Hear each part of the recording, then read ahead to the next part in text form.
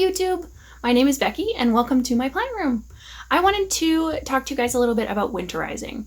So during my houseplant tour, I showed you guys the big reflective stuff that I put up over my window and my little grow closet.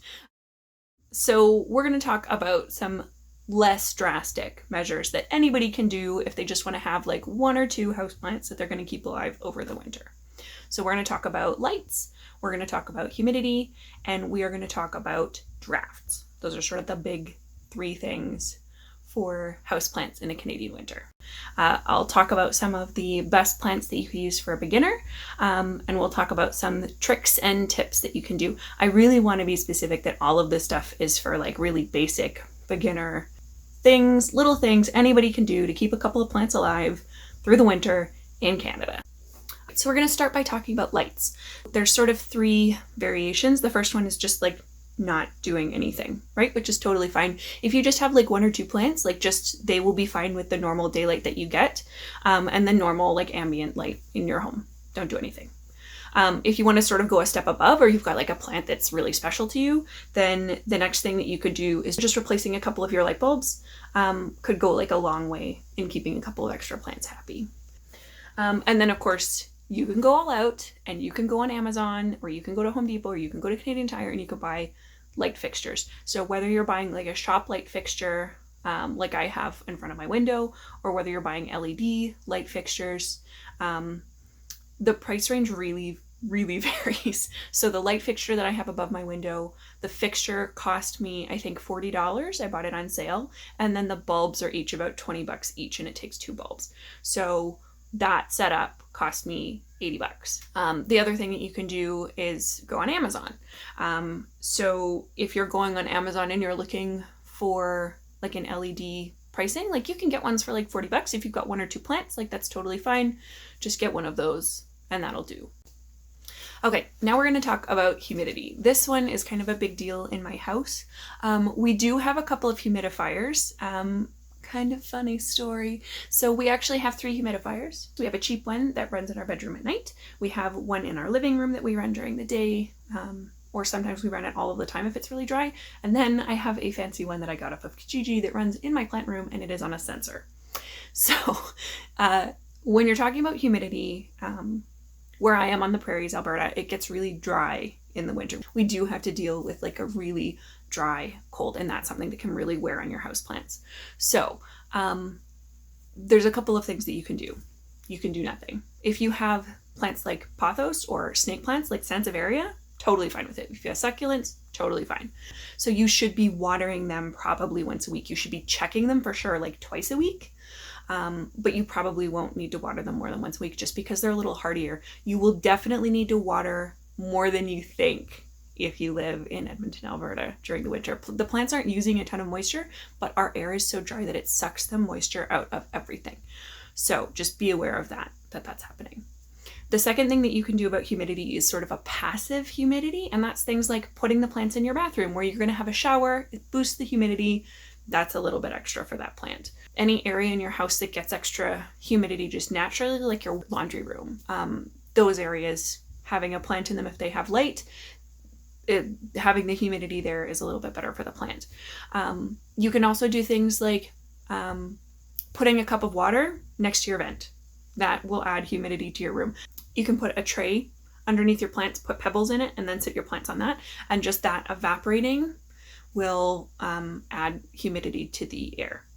This is for you as well as for your plants. I know I don't do super well when the air is really dry. And then you have sort of the third tier, which is our humidifiers. If you have a humidifier running in your bedroom, like put a plant in there too. Like that will keep the humidity a little bit higher in your house. Like a normal room in my house that does not have the humidifier running gets down to like 25 or 30 as far as humidity goes. In my plant room, even without the humidifier running, it's at like 50. I keep it about like 60. My living room stays about 50 because we have the humidifier in there.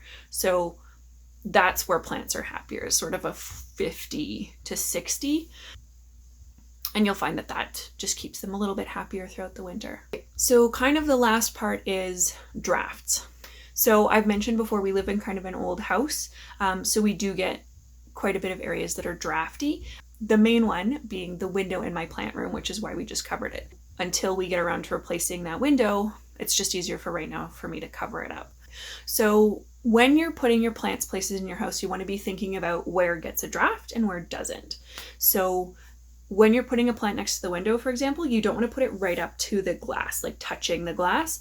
If those leaves are touching the glass, they're much more likely to get frostburned or to just get cold. So if you're hanging your pothos, like try and hang it like a foot back, and that gives the cold air that comes off the window, like it'll drop to the floor instead of touching your plant. So anything that you really like, just set it like a foot back is honestly enough, and that cold air will be cushioned from there. Even if you have a drafty house, like a foot is plenty. If you have a newer house and you have newer windows, like still don't have the plant touching the glass because the glass will conduct the cold to some extent, but having it pretty close is fine. I just have a little thermometer and I can take it around my house and set it in different places and see how bad the fluctuation is. That's part of why I decided to put up the reflective covering.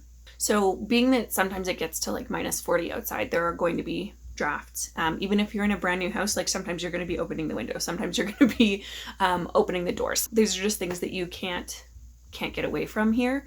So what you want to do is to try and minimize that effect. So any plant that you have that has a little bit thicker of a leaf, like a little bit rubberier, those things are a little bit hardier. So Hoyas, peperomias, rubber tree, sansevieria, those sort of things are going to have a little bit more durability. So like you wouldn't open your door and put it outside. Like none of them are going to be okay with that. But if it's, 3 or 4 feet back from the door and your door is going to be open for 10 seconds, like that's fine, right? But you wouldn't want to be putting like your calathea or your croton like right next to your door. Like that would not work out very well for you. Those are going to get shocked and they're going to be stressed and you're just going to lose them. So just be aware, if it has thicker leaves, it's going to be safer a little bit closer to your door or to a window. If it has thinner leaves, then you probably just want to keep it a little bit further back. I would definitely start out in your first winter, just keep things like pothos or ferns or spider plants. Aglaonema are a good one to start out with. Sansevieria are great, I love them. Rubber trees are okay, they can be a little bit fussy. If you are okay with having a light, or like if you specifically want a light. So this is part of why I got into plants, is because I wanted the light and I realized it wasn't the light that I needed. It was like little green growing things. So I got into plants because I started doing my vegetable starts for my garden. And what I wanted was the light and the green things and the humidity and the warmth. So if that's what you want, set up a little grow closet. Like go to Home Depot and buy like a little shelf, or get an aquarium, and instead of fish in it, like put gravel in the bottom, get a couple of little plants and a light. But if you want something that want bright light, get like one lamp and a bulb, and get like a couple of little succulents and just cluster them all like right around the bulb, and they'll be happy there. They might get a little bit exfoliated, but they'll still be healthy, and then you can just propagate the extra leaves, which is half the fun of succulents for me.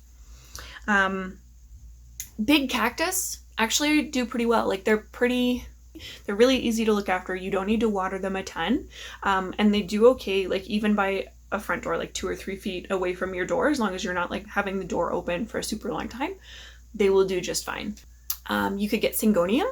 Syngonium do really well in sort of a mid or low light condition, and they're a pretty hardy, easy plant for a beginner to do, and they're also like really attractive. I really like Transcendia or Wandering Jew, and they come in like quite a few different colors. They're easy to get, they're cheap, they're very hardy, and they're very easy to propagate. So even if you killed some of your plant, you can just like snip off a couple of pieces, stick them back in the dirt, and you're going to have a big full plant again anyway. So those are some things that you could start off with. So the 3 main tips for beginners are: start with an easy plant. Pothos, spider plant, Transcendia, Sansevieria, something like that. Those are easy plants. They don't need a ton of extra light. They're not going to be mad about low humidity, and they're going to recover if they do get a draft. So those are sort of the top ones that I would start out with.